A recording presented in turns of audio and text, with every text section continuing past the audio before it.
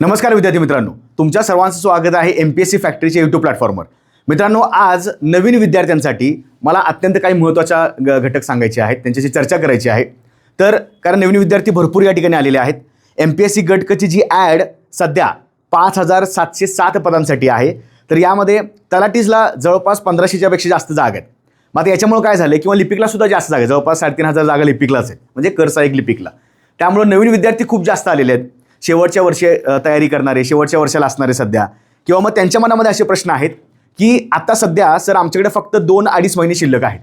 मग सुरुवात कुठनं करायची आहे, तुम्हाला अभ्यास करताना कोणत्या समस्या जाणवतात, किंवा मग स्मार्ट स्टडी कसा करायचा आहे, PYQ कसे सॉल्व्ह करायचे असतात. PYQला मी वेगळे लेक्चर घेणारच आहे, पण तात्पुरतं लक्षात ठेवा की यामध्ये मला या गोष्टी तुमच्यासमोर आणायच्या आहेत. त्यामुळं जे विद्यार्थी नवीनच अभ्यास करतात, ज्यांनी फक्त आता नुकताच फॉर्म भरलेला आहे, किंवा ज्यांना असं वाटतं की सर आम्हाला कमी वेळामध्ये जास्त अभ्यास करायचा आहे, आम्हाला भरपूर जे काही महत्त्वाचे घटक वाटतात त्याच्यावर भरपूर सराव करायचा आहे, पण महत्त्वाचे घटक माहीत नाही आहेत, म्हणजे भरपूर अडचणी आहेत, समस्या आहेत, मग त्यांच्यासाठी हा खास व्हिडिओ केलेला आहे. त्यामुळे जे नवीन विद्यार्थी आहेत त्यांनी इतर आपल्या मित्रमैत्रिणींना शेअर करा, ज्यांनी नुकताच फॉर्म भरलेला आहे पण अभ्यासाची सुरुवात कुठनं करायची किंवा कसं त्याला हे करायचं ते माहितीच नाही. व्हिडिओ शेवटपर्यंत बघा. आणि वारंवार मी सांगत असतो की विद्यार्थी नवीन असतात किंवा जुने असतात, प्रत्येक व्हिडिओमधनं किंवा प्रत्येक जो काही कंटेंट आहे त्यातनं काहीतरी घेण्यासारखं असतं.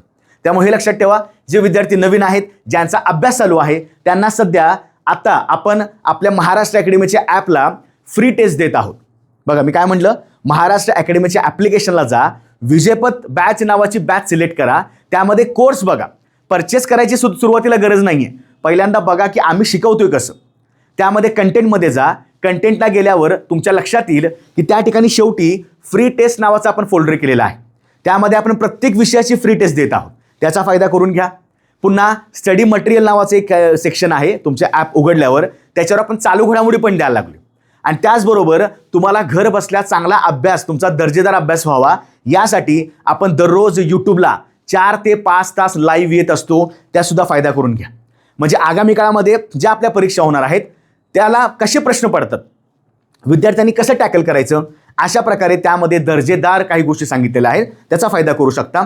आणि आमच्यासोबत अभ्यास करायचा असेल, आम्ही ज्या तुम्हाला काही महत्त्वाचे घटक सांगत असतो की असा अभ्यास करा, हे महत्त्वाचं आहे, असा फॉर्म भरा, ज्या काही गोष्टी असतील त्या तुम्हाला ॲपमध्ये सुद्धा, आपल्या बॅचमध्ये सुद्धा अशाच प्रकारे आपण देण्याचा प्रयत्न करत आहोत. त्यामुळे बिंदास बॅचचा फायदा घेऊ शकता. जर तुम्हाला काही अडचण असल्यास या नंबरला बिंदास्त कॉल करा आणि बॅचबद्दल उर्वरित माहिती घ्या. आता महत्त्वाचं काय मित्रांनो, तर जे नवीन विद्यार्थी आहेत त्यांना सध्या जाणवणाऱ्या समस्या कोणत्या आहेत, तर आपण पहिल्या समस्या बघूया. बघा, त्यांच्या डोक्यामध्ये असं आहे की सर आता आम्ही फॉर्म भरला म्हणजे काय तुम्हाला पोस्ट मिळाली का, फॉर्म भरणं म्हणजे तुम्ही काय रँकमध्ये आला का, नाही. फॉर्म भरणं म्हणजे सध्या तुम्ही फक्त मैदानामध्ये उतरणार आहात, तुम्हाला त्याची तयारी करायची आहे. युद्ध आपलं ऑक्टोबरमध्ये 25 ऑक्टोबरला आहे, पण तुमच्या डोक्यात काही आहे की सर आता सगळ्यात महत्त्वाचं अभ्यासक्रम मोठा आहे आणि अभ्यासक्रम खरंच मोठा आहे, मग तो कसा कव्हर करायचा हे तुमच्या डोक्यामध्ये सध्या चालले. अडचण भरपूर आहेत. सर मर्यादित वेळ आहे, कारण 2-2.5 महिने, आजपासून मला वाटते 75 दिवसांचं तुम्हाला नियोजन मी सुद्धा सांगणार आहे वेगळ्या व्हिडिओमध्ये, पण मर्यादित वेळ आहे. मग आता काय करायचं, अनेक विषय आहेत. जसं की वारंवार आपण विचार करत असतो, जवळपास GS म्हणजे सामान्य अध्ययन भागाला गेलं तर सगळे मिळून नाही जरी म्हणलं तरी 7 ते 8 विषय आहेत. मग आता होतंय काय, इथं थोडीशी जम्बलिंग व्हायला लागली की एवढे विषय आहेत, म्हणजे प्रत्येक विषयाला मी आता वेगळं पुस्तक वाचत बसतो, 200-250 पानी, आणि मग काय करतो, 6 महिने पुस्तकच वाचत बसतो. म्हणजे खरंच त्या अडचण आहे, प्रॉब्लेम आहे, समस्या आहे, अनेक विषय आहेत, काय काय वाचायचं, काय काय स्किप करायचं हे मी सगळं व्यवस्थित सांगेन. सुरुवात कुठनं करायची हा एक महत्त्वाचा प्रश्न विद्यार्थ्यांच्या मनामध्ये सध्या येतो, आणि सध्याची वाढलेली स्पर्धा. कारण सध्या आता मी ह्या मोमेंटला बोलतोय, पण MPSC गट क साठी जवळपास आता 12 लाखाच्या वरती फॉर्म गेलेले आहेत. 12 लाख हा आकडा मोठा आहे, पण मी अजूनही सांगतोय, जरी 12 लाख विद्यार्थ्यांनी अप्लाय केला असेल, जे सिरियस आहेत, ज्यांनी जे पुढचे 75 दिवस स्वतःला झोकून देणार आहेत, तेच त्या स्पर्धेमध्ये टिकणार आहेत. 12 लाखांनी फॉर्म भरले म्हणजे 12 लाख सिरियस नाही आहेत, याच्यामध्ये हौशे नवशे गवशे पण आहेत.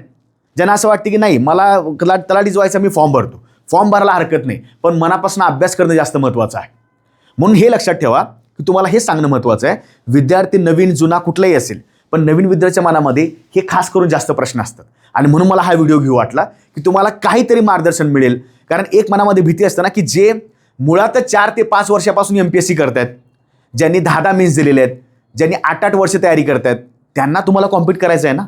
मग थोडंसं आता आपण काय करूया, आपल्याकडं जास्त वेळ नाही आहे, मग 75 दिवसामध्ये काय करता येईल, प्लॅन तर वेगळा सांगेनच मी प्रत्येक विषयाचा, पण मला काय करायचं आहे तर तुमच्या मनातली पहिला भीती काढायची.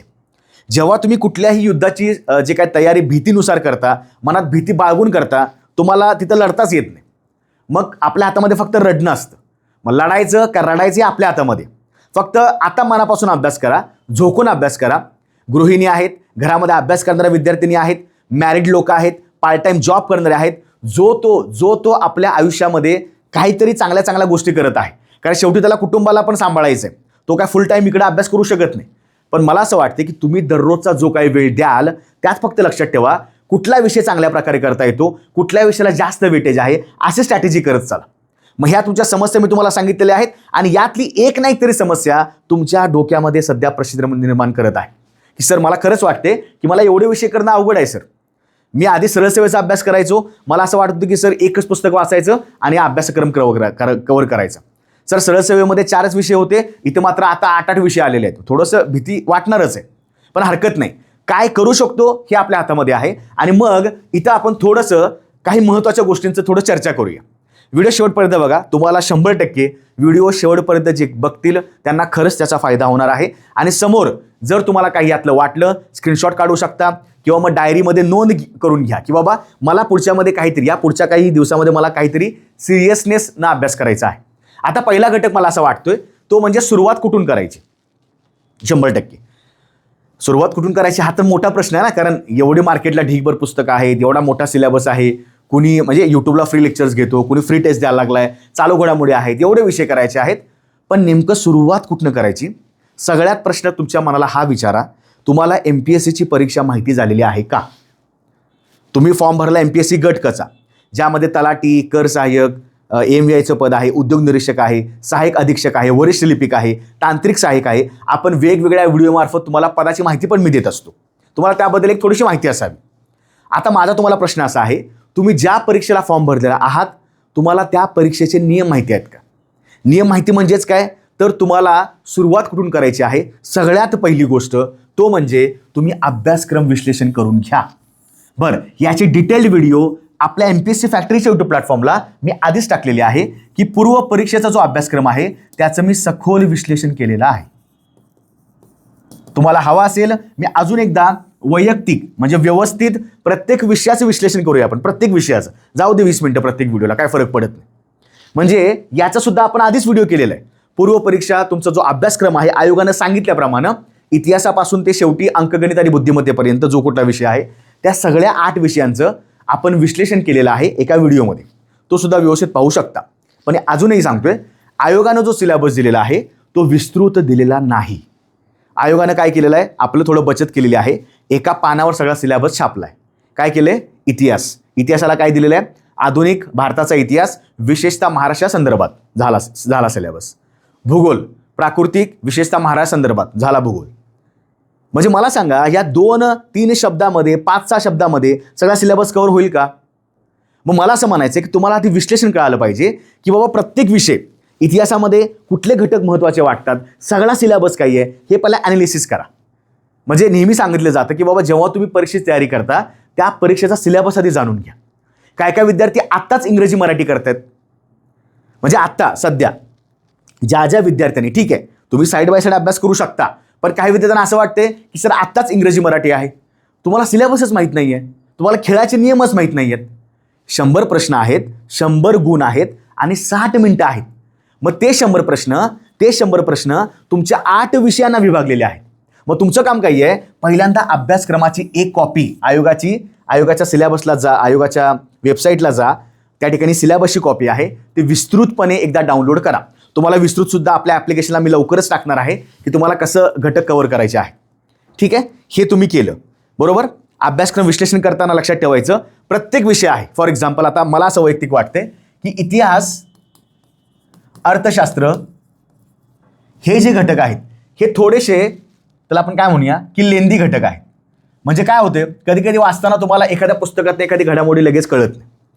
कधी कधी असं वाटतं ना की इतिहासामध्ये खूप जास्त भयानक नावं आहेत, भयानक सनावळ्या आहेत, वर्ष भरपूर लक्षात ठेवावं लागतात, तारखा भरपूर लक्षात ठेवावं लागतात, ठिकाणाची नावं लक्षात ठेवावं लागतात. मग करायचं काय एवढं? मग मला असं म्हणायचं आहे की तुम्ही काय करा, अभ्यासक्रम विश्लेषण करताना प्रत्येक जो घटक आहे, म्हणजे इतिहासाचा करताना काय करायचं, तर लहान आणि मोठे घटक असा एक तुम्ही कॉलम करा. लहान घटक कुठले आहेत आता बघा. फॉर एक्झाम्पल मी जस्ट तुम्हाला इतिहासाचं सांगतो, कारण मला वैयक्तिक प्रत्येक विषयाचा तुम्हाला प्लॅन सांगायचा आहे, तुम्हाला काय करायचं. बघा आता मी म्हणलं लहान घटक कोणता आहे, तर मला सांगा तुमच्या समोर. आता PYQ बद्दल मी बोलणारच आहे, PYQचा अभ्यास कसा करायचा वगैरे हे सगळं मला सांगायचं आहे.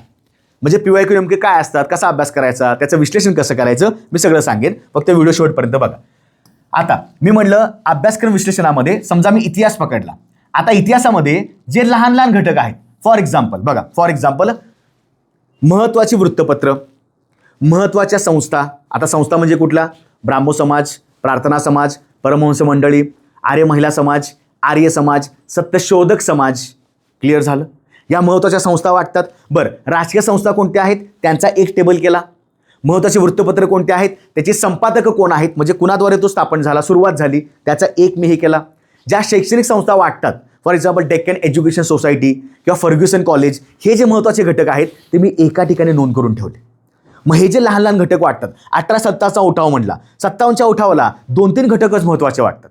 उठावाची कारणं, उठाव का झाला असेल, उठाव ज्या ठिकाणी झाला त्या ठिकाणांची नावं आणि त्या ठिकाणाचा प्रत्येक नेता, प्रत्येक लीडर व्यक्ती त्याची नावं. मग जुळजुळा प्रश्न असतात.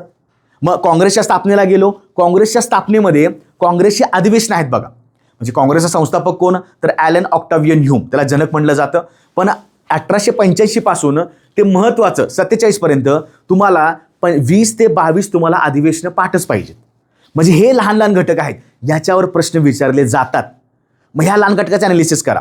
भूगोल करायला लागलाय, भूगोलामध्ये जे जे महत्त्वाच्या नद्या आहेत मॅपच समोर ठेवायचा. मी तुम्हाला भूगोलची जेव्हा स्ट्रॅटेजी सांगेन, समोर माझ्या मॅपच असतील तेवढंच करायचं. भूगोल वाचून होत नसतो, भूगोल समोर तुम्हाला मॅपचा अभ्यास करून करावा लागतो. म्हणजे अभ्यासक्रम विश्लेषणामध्ये प्रत्येक घटक घेतला, इतिहास घेतला, त्याचे लहान लहान घटक लिहून काढले, चला PYQ चालले, त्याच्यामध्ये पूर्ण टेबल केला. जे मोठे घटक वाटतात, मोठे घटक आहेत, अवघड वाटण्यासारखे आहेत, बरीचशी त्या ठिकाणी नाव आहेत, थोडा थोडा कंटेंट मी स्किप केला. मग जेव्हा तुम्ही स्वतः अभ्यासाला बसाल तुमच्या लक्षात येईल की सर लहान लहान घटक, पटपट मार्क मिळणारे घटक महत्त्वाचे आहेत. सगळ्या महिला, ज्या महिला समाजसुधारिका आहेत त्यांचा अभ्यास केला का, त्याच्या परीक्षेला प्रश्न आहे. आपण PYQला शेवटी बघूया, तुम्हाला मी काही प्रश्न दिलेले आहेत सॉल्व्ह करायला, की बाबा याच्यात कसं तुम्हाला एलिमिनेशन किंवा टेक्निक वापरायची आहे. मोठ्या घटकामध्ये ज्याला जास्त वेळ लागतो, खूप जास्त नावं आहेत, अशावेळी तो घटक थोडा हलक्यात वाचा. आता तेवढे दिवस नाहीत आपल्याकडे सगळं वाचायला. भूगोलाला घेतलं, खूप जास्त मोठा काही घटक वाटतो. फॉर एक्झाम्पल जर समजा तुम्ही जे अंतर्गत पृथ्वीचा आपला अंतर्गत जो काही भाग आहे किंवा हवामानाचे स्तर सोडून जो काही थोडासा डिटेलमध्ये हवामानाचा भाग येतो तो स्किप करा. लहान लहान घटक कुठले वाटल्यात, नद्या आहेत, पर्वतरांगा आहेत, त्या नद्यांची थोडी लांबी केली, कुठून वाहतात ते केल्या. काही महत्त्वाच्या आपल्या भारतामधील नद्या केल्या, हिमालयनमधल्या, ब्रह्मपुत्र असेल, गंगा असेल, त्याच्यावर प्रश्न विचारलेले आहेत. म्हणजे मी असं काय म्हणतोय की बाबा ज्यांना आता खरंच जास्त वेळ लागणार आहे, कारण तुम्हाला ते कळालं पाहिजे की बाबा जास्त मी जर वेळ लावायला लागलो तर मला ते त्या ठिकाणी मार्क मिळणार नाहीत. राज्यशास्त्रामध्ये जे वारंवार प्रश्न विचारले जातात, जसे की आता सरनामा, उद्देशपत्रिका प्रश्न आहे. मग लहान लहान घटक आहेत, महत्त्वाची कलमं वारंवार आपण अभ्यासामध्ये आणत असतो, घटनात्मक पदं आहेत, वारंवार आणा.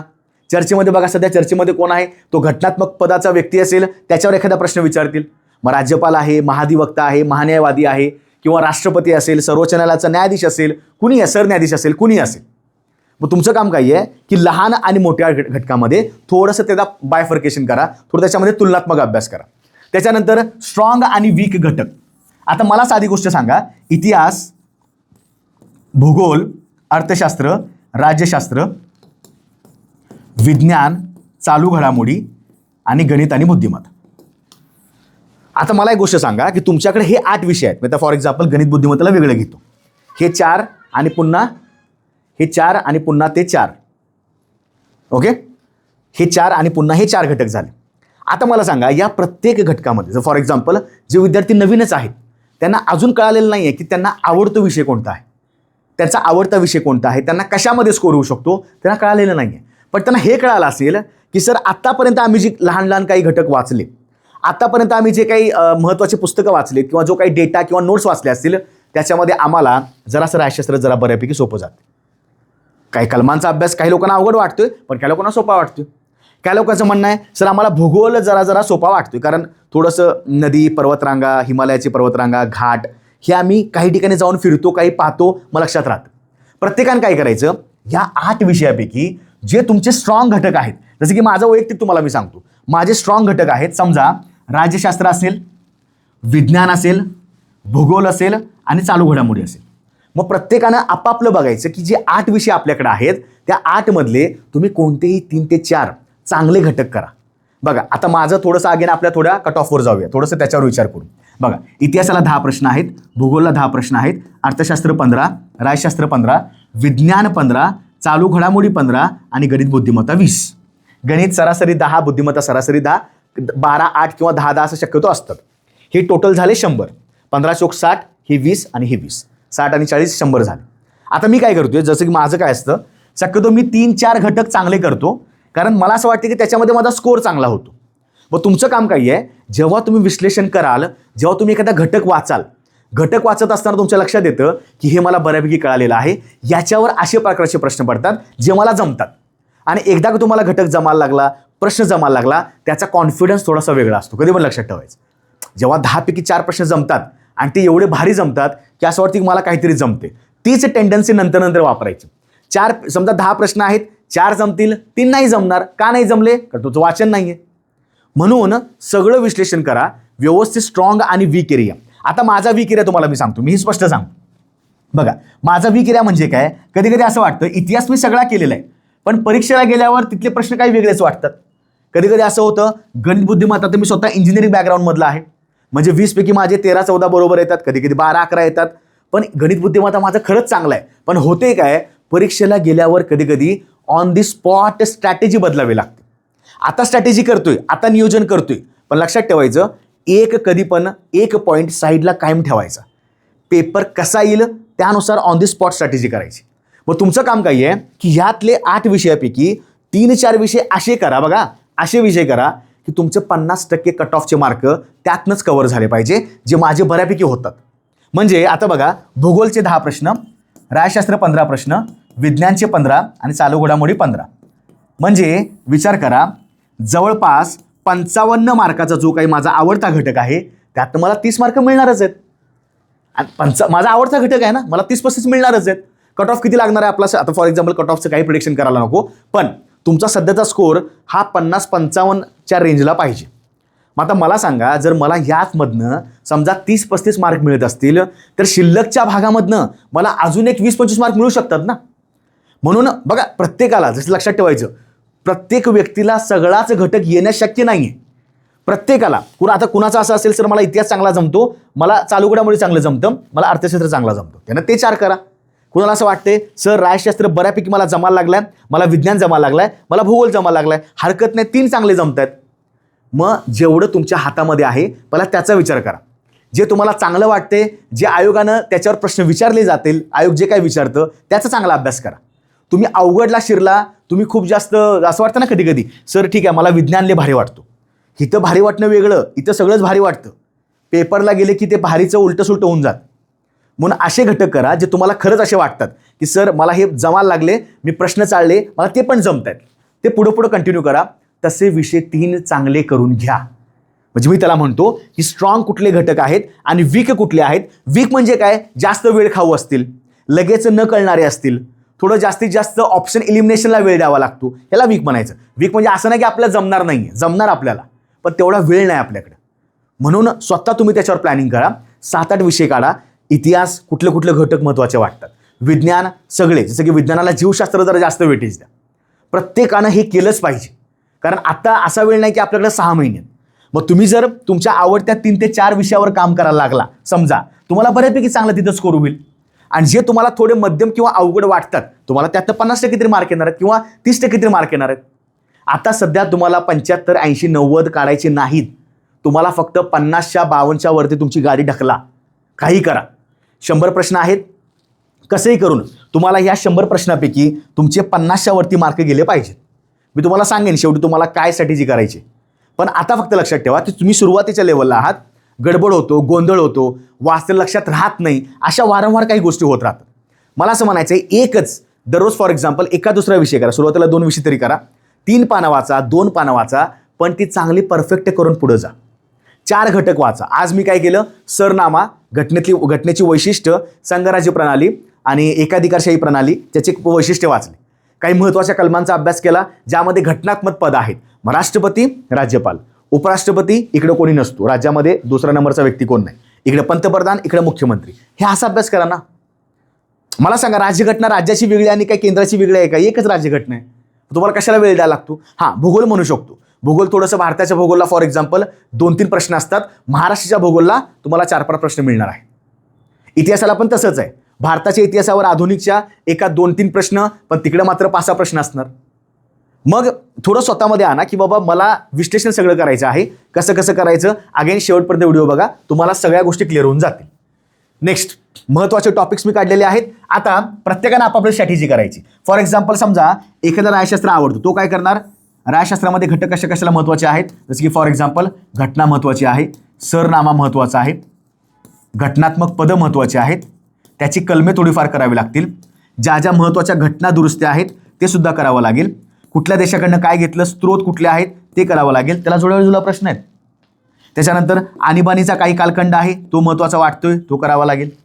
त्याच्यानंतर सगळ्यात महत्त्वाचं मूलभूत हक्क आहे, मूलभूत कर्तव्य आहेत आणि मार्गदर्शक तत्वे आहेत, DPSP. मग भाग कुठला, आणि भाग आता सगळे पाठ नाही करायची. बघा, तुम्हाला मी ट्रेंड पण सांगतो कशा प्रश्नाचा ट्रेंड असायचा, म्हणजे रिसेंटली कसे कसे प्रश्न विचारलेले. मग असं प्रत्येकाने ते लिहून काढायचं, चला हे मला करायचंच आहे आणि मी हे पुढच्या स्वतःचं टाइम टेबल करा की मला आज 3 घटक करायचे आहेत. मी आज घटना थोडीशी, सरनामा थोडा वाचतो, याच्यामधल्या महत्त्वाच्या केसेस बघतो. केशवानंद भारती आहे, LIC इंडिया आहे, किंवा अजून तुमचं एखादी केस, मिनर्वा मिल केस असेल, अशा केसेस वाचल्या. घटनात्मक पदं केलीत, त्याची कलमं केलीत.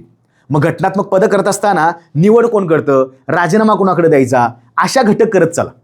तुम्ही राष्ट्रपती करता, महत्त्वाची कलमं वाचलीत, पण राष्ट्रपती कसा निवडला जातो, राष्ट्रपती पदावरनं काढता येतं का, ते कलम कोणतं आहे, त्याची शपथेसाठी कुठलं कलम आहे, तो जर पदावर नसेल तर कोण पदावर येऊ शकतं. अशा प्रकारे तुम्हाला काही गोष्टी कराव्या लागतात, कारण घटनेला राज्यशास्त्रामध्ये असे प्रश्न असतात. लक्षात, हे प्रत्येकाने आपापलं करायचं. पण कुठलेही 8 विषय करत असताना पहिल्या सुरुवातीला 3 विषयाला जास्त फोकस करा, जे तुमचे आवडीचे वाटतात. आता काही लोकांना असं वाटेल, सर इतिहास मला चांगला वाटतो, मग इतिहासामध्ये पटपट पॉईंट करून घ्या. मी तुम्हाला विस्तृत प्रत्येक विषयाची स्ट्रॅटेजी पण सांगेन. तुम्हाला अजून काय हवं असेल मला कमेंटला टाका, बिंदास मी त्याच्यावर तुम्हाला काही मार्गदर्शन करण्याचा प्रयत्न करतो. पण बिंदास्त अभ्यास करा. मनामध्ये ठीक आहे भीती वाटणार, असं नाही की इथं काय कोण हेच आहे, म्हणजे असं नाही की त्याला भीती वाटणारच नाही. कुठेतरी मनामध्ये एक शंका असते की सर आम्ही नवीन आहोत, आम्हाला थोडंसं खूप जास्त गायडन्स करा, मार्गदर्शन करा. आम्ही आहोत, नवीन जरी असाल काही फरक पडत नाही. उलट नवीन आहात, तुम्हाला कन्फ्युजन जास्त होणार नाही. उलट तुम्हाला असं वाटेल की आम्ही एकदम म्हणजे थोडं फ्रेश नॉलेजवाले आहोत. तेवढंच वाचलं, तेवढंच केलं, तेवढा अभ्यास आला इम्पॉर्टंट, त्याचे आमचे प्रश्न सुटले. आणि इथं असं विचार नाही करायचं की तुमची स्पर्धा MPSCशी आहे. तुमची स्पर्धा म्हणजे MPSC जे करणारे आहेत 5-6 वर्ष त्यासोबत आहे. तुमची स्पर्धा तुमच्या स्वतःशी आहे. तुम्ही स्वतःला थोडं माइंडसेट बदलला, तुम्ही सरळ सेवेतनं इकडं आलाय तर इकडं तुम्हाला दर्जेदार अभ्यास करावा लागेल. म्हणून वेळ घालवू नका. बघता बघता दिवस जातील. आपल्या हातामध्ये मोजून 75 दिवस आहेत. जर आपण त्याचा संपूर्ण उपयोग केला तर, नाहीतर 50 पण नाही आहेत, नाहीतर 40 पण नाही आहेत. बघता बघता दिवस चाललेत. ठीक आहे, हे प्रत्येकानं आपापलं करा की चालू घडामोडीमध्ये काय काय महत्त्वाचं आहे ते लिहूनच काढा. तुम्हाला प्रत्येकाचा विषयाचं सांगेनच, पण तुमचं काम काय आहे, हे 8 विषय आहेत, यासाठी तुम्हाला 100 प्रश्न असणार आहेत. इंग्रजी मराठीचा काही संबंध नाही, ते मुख्य परीक्षेला असतात आणि ही परीक्षा ऑफलाईन स्वरूपात होणार. अजूनही नवीन विद्यार्थ्यांना माहिती नाही की ऑनलाईन झाले की ऑफलाईन झाले. ऑफलाईन स्वरूपात होणार, तुमच्या जिल्ह्यामध्ये होणार, हे लक्षात ठेवा. तुम्हाला OMR शीटची प्रॅक्टिससाठी आम्ही पुस्तकसुद्धा आणतोय. OMR शीट कसं प्रॅक्टिस करायची, कारण तुम्ही नवीन आहात, तुम्ही आधी ऑनलाईन परीक्षा दिल्या असतील, पण तुम्हाला आता गोल करायचा आहे काळ्या पेनानं, ब्लॅक तुमचा बॉल पॉईंट पेननं करायचा आहे. ठीक आहे, एक एक गोष्ट क्लिअर करत जायची. महत्त्वाचे टॉपिक्स प्रत्येकाला लिहून काढा. विज्ञानामध्ये गेला, जीवशास्त्रामध्ये महत्त्वाचे टॉपिक्स करून घ्या. काय तर प्राणी वर्गीकरण आणि वनस्पती वर्गीकरण. हे तुम्हाला कधी कळणार, जेव्हा तुम्ही PYQचा प्रॉपर अभ्यास कराल. तुम्हाला शेवटी सांगायचंच आहे मला. भूगोल करत असाल, प्राकृतिक चांगला करा, प्राकृतिक. त्याच्यानंतर लोकसंख्या चांगल्या करून घ्या, लोकसंख्येचा डेटा एखादा विचारला जातो. इतिहास करत असाल तर समाजसुधारक, महत्त्वाच्या सणावळ्या, काँग्रेसची स्थापना, म्हणजे 1857 पासून ते 47 पर्यंत जे तुम्हाला महत्त्वाचं वाटतं तो कंटेंट बघत चला. पण आता तुमच्या मनामध्ये असा प्रश्न असेल, सर आम्ही डिरेक्टली वाचायला चालू करू की आधी PYQ स्टडी करू. असा एक प्रश्न असतो ना, सर आधी PYQ की आधी पुस्तकं? ह्याच्यावर माझं उत्तर ऐका. समजा तुम्ही जर पुस्तक एखादं वाचायला चालू केलं, ते तुम्हाला पुस्तक वाचायला खूप वेळ लागला, ठीक आहे, तुम्ही सगळं वाचलं, कारण सुरुवातीला माहिती नाही डोक्यात काय चाललंय, आपण सगळं सरसकट वाचतो. आणि जेव्हा तुम्ही प्रश्न वाचाल, प्रश्न वाचताना कळतं की त्या पुस्तकातले माझे 5 पानं गरजेचेच नव्हते, त्या पुस्तकातला माझा एक घटक अख्खा वाचलेला तो माझा इम्पॉर्टंट नव्हता. हे कधी कळतं? PYQ वाचल्यावरच कळतं. मग आधी त्यापेक्षा काय करा, 3-4 वर्षाच्या PYQ एकदा व्यवस्थित चाळा. यासाठी वारंवार सांगितलेलं आहे, महाराष्ट्र अकॅडमीच्या ॲपला जाऊन विजयपथ बॅचमध्ये कंटेंटमध्ये जाऊन PYQ सेक्टरला PYQला क्लिक करून तुम्हाला आतापर्यंतच्या 2020 पासूनच्या 19 पासूनच्या सगळ्या प्रश्नपत्रिका डाउनलोड केलेल्या आहेत.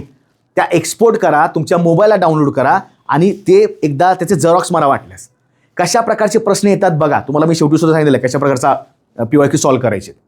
म्हणजे होतंय काय, आपण सगळं वाचतोय, पण एकदा PYQचा जर जवळ ठेवलं, समजा इथं पुस्तक आहे, इकडे PYQ आहे. PYQला काय विचारलेलं आहे, चला महत्त्वाचे काँग्रेसचे अधिवेशन, म्हणजे मला काँग्रेसचा अभ्यास करावा लागेल ना, स्थापनेपासून ते त्यांनी काय काय केलं, त्यांचं स्वातंत्र्यामध्ये काय योगदान आहे, त्याच्यामध्ये महत्त्वाची लोकं कोणती आहेत, म्हणजे हे महत्त्वाचं करावं लागेल.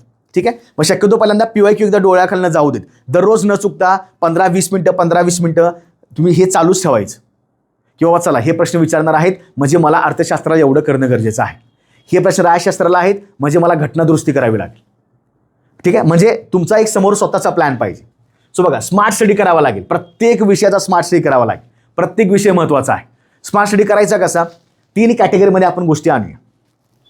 पहिली कॅटेगरी, जे तुम्हाला एकदम सोपे घटक वाटतात वाचल्यावर, जे तुम्हाला PYQ त्याच्यावर सुटतात आणि जे तुम्हाला जास्त स्कोरिंग वाटतात, पहिला त्याचा विचार करा. तुम्ही अवघडला चाललाय, तुम्ही डिरेक्टली विज्ञानाला उडी मारायला लागलाय, तुम्ही अर्थशास्त्राला उडी मारायला लागलाय, थोडंसं वेळ लागतो, कारण ते विषय एवढे सोपे नाही.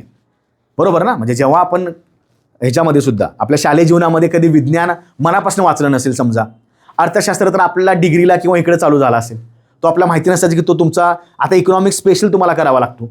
चालू घडामोडी दररोजचं करणं किती इम्पॉर्टंट आहे, किती करावं लागेल, म्हणजे तुम्हाला हे सुद्धा सांगायचं आहे.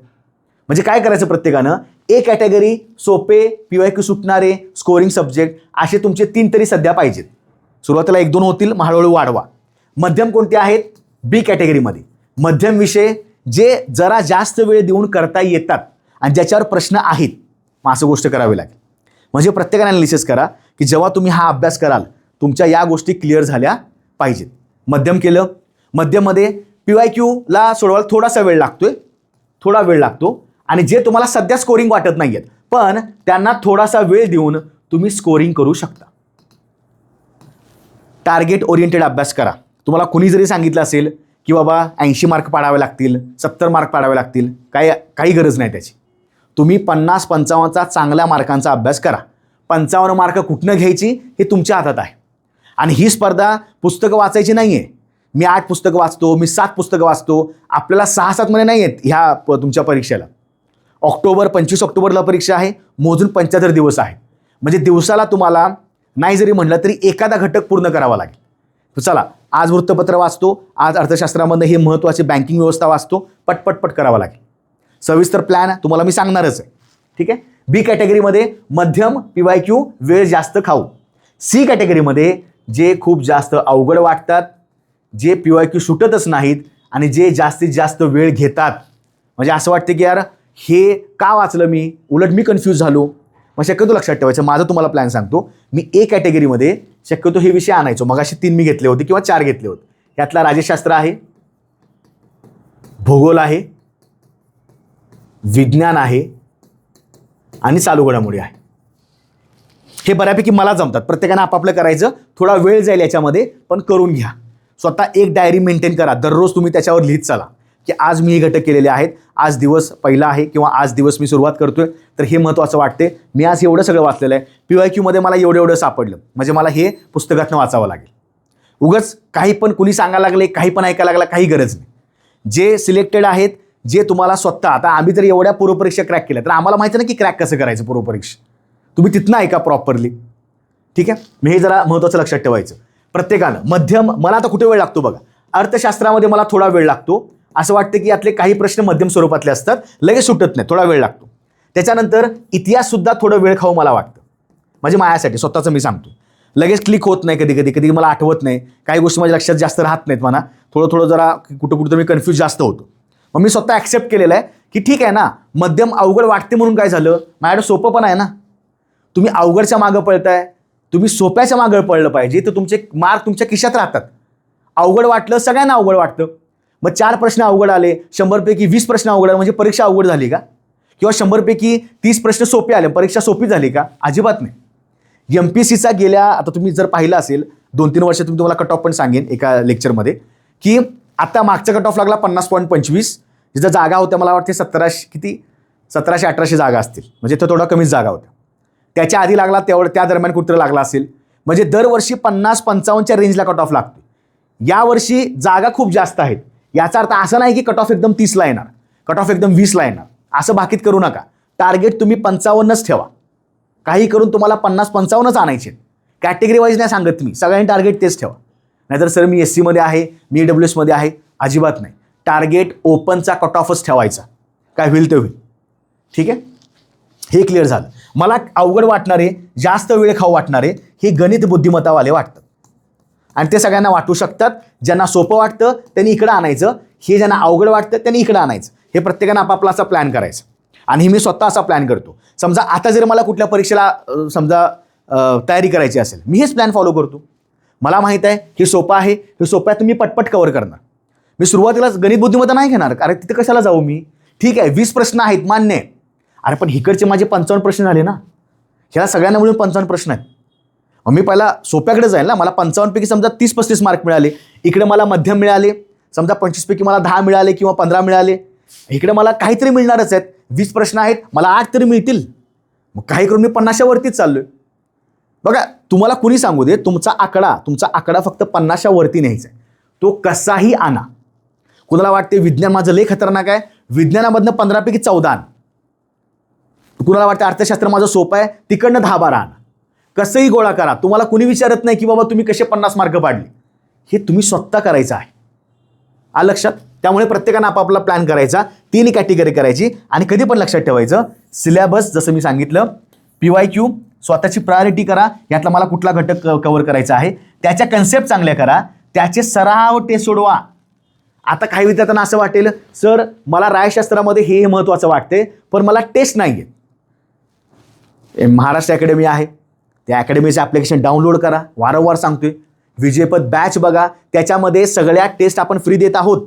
आता 4थी टेस्ट अपलोड झालेली आहे, इतिहास अपलोड झाले, भूगोल अपलोड झाले, त्याच्यानंतर राज्यशास्त्र अपलोड झाले, आणि आता अर्थशास्त्र पण अपलोड केलेलं आहे. आता उद्या 1-2 दिवसामध्ये विज्ञान आणि चालू घडामोडी अपलोड होणार.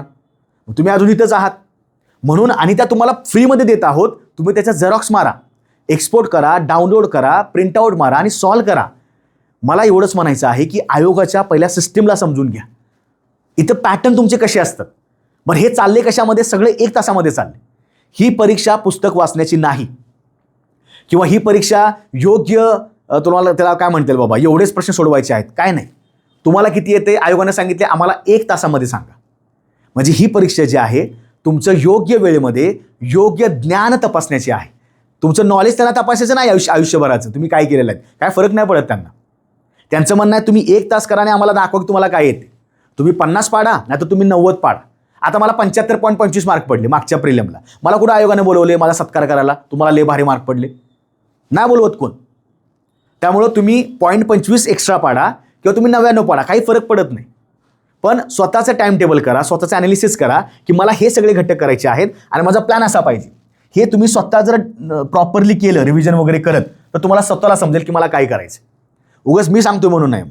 तुम्हाला परीक्षा चांगली द्यायची आहे, तुम्ही अभ्यास करा, डायरी नोंद करा, दररोजचे टॉपिक लिहा. टॉपिक तुम्हाला चांगला कुठल्यावर ते सुद्धा लिहायचं, त्याच्यामध्ये ॲड करा. आज मी राजशास्त्राचे 4 टॉपिक केले, 4मधले 100% एखादा प्रश्न येणार. स्वतःला ते असतं ना की लॉ ऑफ अट्रॅक्शन किंवा तुमचं मेस्मरायझेशन दररोज करा. कुणी किती सांगू देत, MPSCवाले विद्यार्थीच येणार आहेत, ह्यामध्ये तेच होणार आहेत, हेच होणार आहेत, काही विश्वास ठेवणार. ठीक आहे, त्यातले काही विद्यार्थी होतील, तुम्ही कुठं मागं पडणार आहे. तुम्ही स्वतःला आत्ताच कमकुवत लेखायला लागलाय, तुम्ही आता स्वतःलाच कमी लेखायला लागलाय. मग आमचा उपयोग आहे त्याच्यामध्ये. तुम्ही जेव्हा पुढं सरकाल, सर आम्ही तयार आहोत, नवीन का असेना पण आम्ही हुशार आहोत, आम्हाला येते, आम्ही करणार. ठीक आहे. आणि सगळ्यात महत्त्वाचं PYQ. PYQसाठी मी वेगळे लेक्चर घेईनच, पण आता मी एक 5-6 PYQ तुम्हाला डिस्कस करतो की करायचं काय बघा. ठीक आहे. PYQचे सगळी जे काही आत्तापर्यंतचे प्रश्न आहेत आपल्या MPSC फॅक्टरीच्या यूट्यूबला टाकलेले आहेत, ते सुद्धा पाहू शकता. सिरीज चालू आहे MPSC फॅक्टरीच्या यूट्यूबला 4 ते 5 तास लाईव्ह सिरीज चालू आहे, त्याचा फायदा करून घ्या. तुम्हाला जर समजा फ्री PDF पाहिजे असेल ह्या MPSC PYQची, विजयपथ बॅचमध्ये ते फ्री PYQ टाकलेले आहेत, तिथनं डाउनलोड करा. तलाठी त्याला नाव दिलेलं आहे, तलाठी वगैरे असं असेल, तिथनं डाउनलोड करा, त्याची झेरॉक्स मारा आणि दररोज प्रॅक्टिस करा. दररोज न चुकता 20 मिनिटं 30 मिनिटं डोळ्याखालनं PYQ जाऊ दे. कारण हा सगळा खेळ तुमच्या प्रश्नपत्रिका पॅटर्नचा आहे. एकदा पॅटर्न कळाला की तुम्हाला अवघड नाही जाणार. म्हणजे हे लक्षात ठेवायचं. आणि तुम्हाला अजूनही मी बेसिक सांगेन, काही टेन्शन घेऊ नका. प्रत्येक विषयाची आपण स्ट्रॅटेजी करूया. इतिहास करूया, भूगोल करूया, सविस्तर करूया. काय करायचं आहे, काय टाळायचं आहे, कुठनं मार्क गोळा करायचे आहेत, सगळं करूया. ठीक आहे. आता PYQ बघा, थोडंसं मला याच्याबद्दल बोलू द्यात. आता हा प्रश्न आहे, मला वाटते 2020-22 पासून मी प्रश्न घेतलेले आहेत. आता मला सांगा, तुम्ही PYQ वरनं अभ्यास कसा करायचा बघा. हे बऱ्याच विद्यार्थ्यांना कळत नाही. काय लोकांना काय वाटतं, हा सर 36 नंबरचा प्रश्न आहे, याचं उत्तर समजा 2 येतं, याचं उत्तर समजा 1 येतं, तर चला हे 1 बरोबर आहे, झालं PYQ तुमचा. कशाला अभ्यास करताय मग? माझं म्हणणं आहे की जेव्हा तुम्ही एखादा PYQ करता, मला सांगा आयोगानं प्रश्न टाकलेला आहे म्हणजे तो कुठल्या घटकातला तुम्हाला कळायला पाहिजे. आता मला सांगा कुठल्या घटकातला आहे? हा तुमचा इतिहास घटक आहे. बरं, इतिहास घटकामध्ये काय आहे, तुम्हाला काय वाचलं पाहिजे? तर लक्षात ठेवायचं, सगळ्यात महत्त्वाचं, ब्रिटिश काळामधील भूसुधारणा पद्धती, जमीन सुधारणा पद्धती. मला सांगा, जर यांनी रयतवारीचा प्रश्न विचारला असेल मग तुम्ही तिन्ही करून टाका ना. रयतवारी केली, महालवारी केली आणि जमीनदारी केली, मग ॲट अ टाइम 3 करून घ्या. बरं, जमीनदारी कुणी केली, कुणाच्या काळात झाली, महालवारी कुणाच्या काळात झाली, रयतवारी कुणाच्या काळात झाली, कुठं झाली आणि कधी लागू झाली, करून घ्या ना. टेबल करा, झाला अभ्यास. म्हणजे उद्या कुठं झाली वगैरे त्यांनी ठिकाणं दिलेली आहेत. मग उद्या तुम्हाला असा प्रश्न विचारला की बाबा जमीनदारी जी काही पद्धत आहे त्याचा जनक कोण आहे, अरे तुम्ही इथंच केलेलं आहे ना. याला म्हणायचं PYQचं विश्लेषण. उगाच काही चालले, हे वाचलं, याचं उत्तर दिलं, झाला PYQ. असा अभ्यास करू नका. नाही तुम्हाला मग ते काय करायची गरजच नाही. कशाला करताय मग अभ्यास उगाच? मग आता ह्याला किती वेळ लागणार सांगा? तुम्ही हा घटक वाचला, PYQ जरा चालले असतील, तुम्हाला कळालं इतिहासामध्ये मला ब्रिटिश काळामधील भूसुधारणाचा अभ्यास करायचा, म्हणजे लँड जे काही त्याला आपण काय म्हणतो की जमीन सुधारणा. मग ह्या 3 केल्या, पटपट लिहून काढा ना. इथं केलं, मग जेव्हा तुम्ही नंतर वाचाल तुम्हाला फक्त एवढंच वाचायचं आहे, तुम्हाला कशाला हे वाचायला लागते परत? हा प्रश्न होता. जोड्या जुळवा, काय विचारले बघा, जोड्या जुळवा. अशा प्रश्नाला विद्यार्थी खूप जास्त मार खातात, सगळं वाचत बसतात. काय वाचायची गरज आहे? बरं, एक पॅटर्न बघा त्यांचा. ताराबाई शिंदे, तानुबाई बिर्जे, तुम्हाला थोडंसं ब्लर दिसत असेल कदाचित. पंडिता रमाबाई, रमाबाई रानडे. तुम्हाला 4 ज्या महिला दिलेल्या आहेत समाजसुधारिका, तुम्हाला त्यातलं एक तरी माहिती असेल ना, तुम्ही अभ्यास करताना सगळंच माहिती असेल असं काय अपेक्षा नाही आहे. म्हणून त्यांनी हा प्रश्न तुमच्या जोड्याजुळ्यामध्ये वापरलेला आहे. आता मला सांगा, जसं की मी काय म्हणलं, ताराबाई शिंदे मला फिक्स माहिती आहे, याचं उत्तर येतं स्त्री पुरुष तुलना. हा ग्रंथ त्यांनी लिहिला होता, कोणी? ताराबाई शिंदेनी. मग मला सांगा, एला 3 येतं ना, मग एला 3 कुठं आहे? एला 4 आहे, पर्याय कॅन्सल. एला 2 पर्याय कॅन्सल. एला 1 पर्याय कॅन्सल, पर्याय दुसरा बरोबर. झालं. कशाला लावा लागते, सगळीकडे चेक करायला लागतं. म्हणजे एक्झाममध्ये तुमचं आता काम काय आहे, चेक करा. पंडिता रमाबाई म्हणले की काय येणार? शारदा सदन. मग तुम्ही अभ्यास करताना जेव्हा त्या महिला समाजसुधारिका वाचाल, आता या तर आहेतच, यांच्यासोबत सुद्धा अजून काशीबाई कानेटकर वगैरे, रमाबाई सावे वगैरे असतील, रखमाबाई सावे असतील, ॲक्च्युली आनंदीबाई जोशी असतील, तुम्ही यांची पण माहिती घ्या. 1 लायनरला असे प्रश्न विचारले जातात. तुम्ही ॲट अ टाइम काय केलं, तुमचा टेबल तयार केला. चला, म्हणजे वाचताना काय केलं, ताराबाई शिंदे हे, म्हणजे कुठं ना कुठं रिपीट होणार प्रश्न. सोडवताना लॉजिक वापरलं, एक जरी जुळलं पटकन पर्याय निघतो. का? वेळेचं बंधन आहे, वेळेचं बंधन आहे. इथे मात्र नाही. अभ्यास करताना काय करा, बिंदास्त करा. नेक्स्ट, उच्च न्यायालयाने कोणत्या कलमांतर्गत विशेष आदेश जारी करतात? त्याला आपण काय म्हणतो, रिट्स. जसं सर्वोच्च न्यायालय आणि उच्च न्यायालय ते वेगवेगळ्या आपापल्या कलमांतर्गत कुठल्याही एका व्यक्तीस, नागरिकास जर कोणतीही अडचण असेल तर स्वतः एखादा रिट जारी करतात, विशेष अधिकार जारी करतात. त्यासाठी कलम कोणता आहे? 226 आहे. मग तुम्हाला माहिती आहे की बाबा उच्च न्यायालय या प्रकारे आदेश जारी करू शकतं, तर सर्वोच्च न्यायालय पण करू शकतं. कलम कोणता आहे? 32 आहे. तुम्ही तो सुद्धा अभ्यास केला. बरं, हे रिट्स कुठले कुठले आहेत त्याचा अभ्यास करून घ्या.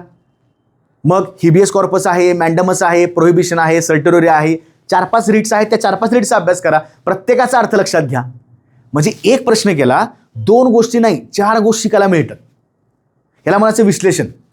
ठीक आहे, म्हणजे हे तुम्हाला मला सांगणं गरजेचं वाटलं. आता बघा, एकाच परीक्षेला 37 आणि 39 सलग प्रश्न आहेत. काय प्रश्न आहे? मदनलाल धिंगरा, आनंद लक्ष्मण कान्हेरे, विनायक दामोदर सावरकर, हेमचंद्र दास. हे तुम्हाला व्यक्ती माहिती नसेल, हे सुद्धा कदाचित माहिती नसेल, पण ह्या 2 व्यक्ती तुम्हाला 100% माहिती आहे. मग चेक करा, लक्ष्मण कान्हेरेंनी काय केलं? बरं, मित्रमेळा संघटना कोणी स्थापन केली? आहे ना, सावरकरांनी केली. लगेच पर्याय बघा त्याच्यामध्ये. मग आता मला सांगा, हा कंटेंट कुठला आहे? तर क्रांतिकारी चळवळी, क्रांतिकारी चळवळी. मग मला तुम्ही सांगा, त्याच्या खाली सुद्धा प्रश्न कुठला आहे? क्रांतिकारासाठीच आहे ना. तो कोण? आद्य क्रांतिकार कोणाला म्हणतात? वासुदेव बळवंत फडके. बघा, तुमच्या खालीच प्रश्न दिलेला आहे, 37वा प्रश्न आणि 39वा प्रश्न. मग तुम्हाला अभ्यासाला काय करायचं आहे? महाराष्ट्रातल्या क्रांतिकारी चळवळी करून घ्या. मग चाफेकर बंधू आले, ही लोक आलीत, भारतातले पण लोक करून घ्या. म्हणजे भगतसिंग सुखदेव राजगुरू आहेतच, त्याचबरोबर धिंगरा आहेत, किंवा तिकडं बंगाल साईडला ज्यांनी हत्या केल्या ब्रिटिशांच्या, ते सुद्धा आपले लोक आहेत. मग महाराष्ट्र आणि भारत, लोकांची नावं, त्यांनी केलेल्या काही गोष्टी माहिती पाहिजे आपल्याला 100%. ठीक आहे, मग असे प्रश्न असतात. म्हणून मला असं वाटते की बघा, खालपैकी कोणता कर हा भारतीय अर्थव्यवस्थेत अप्रत्यक्ष कर नाही? अप्रत्यक्ष कर नाही. नाही म्हणजेच काय? अप्रत्यक्ष कर नाही म्हणजे तो प्रत्यक्ष कर आहे. प्रत्यक्ष कर आहे. प्रत्यक्ष कर म्हणजे मी स्वतः त्याचा भोगवटादार आहे, माझ्या खिशातनं पैसे जाणार. जसे की आयकर. समजा मला आयकर लादला, तुम्ही कर भरणार आहे का माझ्या नावटीचा? मलाच भरायला लागेल ना. हा प्रत्यक्ष कर झाला. म्हणजे जेव्हा माझ्या खिशावर ताण पडतोय, तुझ्याकडे एवढं इन्कम आहे, तू टॅक्स भर, मी स्वतःच्या खिशातनं देईल ना पैसे. हा झाला प्रत्यक्ष कर.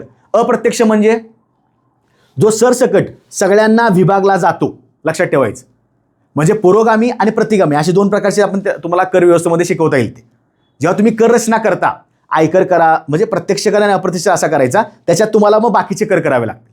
मग आता मला सांगा, प्रत्यक्ष कर कुठला असतो? विक्री कर प्रत्यक्ष कर आहे का? समजा तुम्ही एखाद्या व्यक्तीने एखादं गोष्ट उत्पादन केली असेल, किंवा ते उत्पादन कर पण आहे बघा. आता उत्पादन करणाऱ्या व्यक्तीलाच तो भरावा लागेल ना, मला कसा भरावा लागेल? म्हणजे म्हणण्याचा उद्देश काय आहे? त्यांना बघा, जेव्हा तो सरसकट सगळ्यांच्याकडनं लागू होतो, सरसकट, त्याला आपण म्हणतो अप्रत्यक्ष कर. खिशातनं आपल्या जात नाही. आणि प्रत्यक्ष म्हणजे जो मलाच लागू होतो आणि मीच त्या ठिकाणी पैसे भरू शकतो करामार्फत. आता मला सांगा, विक्री कर आहे का? नाही. उत्पादन कर आहे का? नाही. जकात कर आहे का? अजिबात नाही. हा कुठला असतो कर? महामंडळ कर, म्हणजे कॉर्पोरेशन टॅक्स.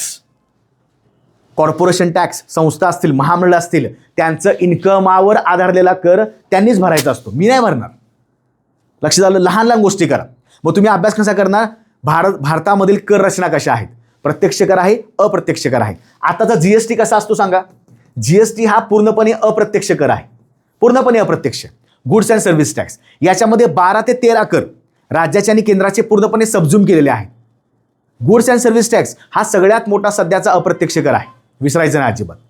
तो प्रत्यक्ष नाही आहे, अप्रत्यक्ष वेगळा, प्रत्यक्ष वेगळा. लागू कधी झाला जीएसटी? 1 जुलै रोजी 2017 पासून लागू, अरुण जेटली अर्थमंत्री असताना. म्हणजे एक एक गोष्ट क्लिअर करायची, याच्यावरचं बॅकग्राऊंड बघायचं की त्यांनी काय विचारलेलं आहे. पुन्हा, कोणत्या घटनादुरुस्ती अन्वये 11वे मूलभूत कर्तव्य यादीत नंतर समाविष्ट केले गेलेले आहे? म्हणजे लक्षात ठेवायचं, आधी मूलभूत कर्तव्य 51A मध्ये 10 होती, त्याच्यामध्ये पुन्हा 1 ऍड केलं आणि 11, सध्या किती आहेत? एकूण 11 मूलभूत कर्तव्य आहेत. तुमचा अभ्यास काय सांगा मला आता याच्यामध्ये? स्वतःला विचारला प्रश्न आहे मूलभूत कर्तव्यावर, बरोबर? तुमच्या पॉलिटीमध्ये, राज्यशास्त्रामध्ये तुम्ही अभ्यास करताना काय करणार? बघा, मूलभूत कर्तव्य बरोबर कुणाकडनं घेतलीत?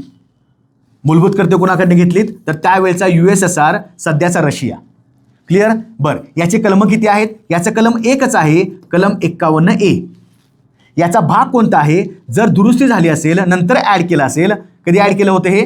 1976ला हा भाग. म्हणजे हे कलम सगळे. भाग कोणता आहे? भाग 4A. आधी किती होते? 10 होते, आता किती झालेत? 11 झालेत. म्हणजे यामध्ये 1 वाढवला ना. मग 1 वाढवला असेल तर तो कोणता वाढवलाय ते पण लक्षात ठेवायचं. तो शिक्षणाचा वाढवलेला आहे. म्हणजे हे कर्तव्य आहे, हे त्या पालकांचं कर्तव्य आहे की वय वर्ष जे काही 6, 14 जे काही असेल त्यांना प्रॉपर त्यांनी त्यांचं हे केलं पाहिजे, मग ते कुठला आहे लक्षात ठेवायचं, 86वी घटना दुरुस्ती. 86वी घटना दुरुस्तीनं हे यामध्ये एक कर्तव्य ॲड केलेलं आहे. अजून याच्यामध्ये थोडं डिटेल करा. काय करा तर जी काही 11 कर्तव्य आहेत त्यांचा क्रम पण बघा, कशा प्रकारे क्रम विचारला जातो. परीक्षेला याच्यावर प्रश्न आहेत. अ ब क ड, ब क ड अ किंवा ड अ ब क कसे विचारतात. मग जरा वाचन व्यवस्थित करायचं. किती वेळ लागतो याला वाचायला सांगा, किती वेळ लागतो. हां, मग असं नाही की आत्ता वाचलं म्हणजे लगेच ते कायमस्वरूपी लक्षात राहा, अजिबात नाही. आज वाचलं, रिव्हिजन पुन्हा करायची, उद्या पुन्हा रिव्हिजन करायची, वारंवार डोळ्याखालनं जाऊ देत, वारंवार जाऊ देत. मग तुम्ही PYQला थोडा असं नजरअंदाज करा, त्याला अजिबात निग्लेक्ट करू नका, करायचंच नाही, अजिबात करायचं नाही. ठीक आहे. पुढचा आहे थोडा विज्ञानचा. म्हणजे असं पण वाटलं पाहिजे ना की विज्ञान पण येतं सरांना. बघा आता हा प्रश्न विचारला होता, विषाणूजन्य रोग आणि त्याचे विषाणू. काय अवघड आहे बरं. तुम्ही जीवशास्त्रामध्ये वाचता, आरोग्य विज्ञानामध्ये.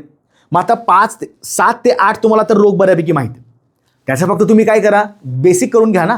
विषाणू आहे की जीवाणू आहे की प्रोटोझोआ आहे म्हणजे आदिजीव आहे की अजून काय दुसरा कुठला आहे. मग चेक करा तुम्हाला बेसिक कुठला माहिती आहे. बघा आता याच्यामध्ये बघा, मानवी इम्युनो डेफिशियन्सी विषाणू म्हणजेच काय, ह्युमन इम्युनो डेफिशियन्सी व्हायरस म्हणजेच HIV. मग HIV झाला इथं एड्स. मग एला 4 लागणार. बघा एला 4, एकच पर्याय आहे, पर्याय क्रमांक 3.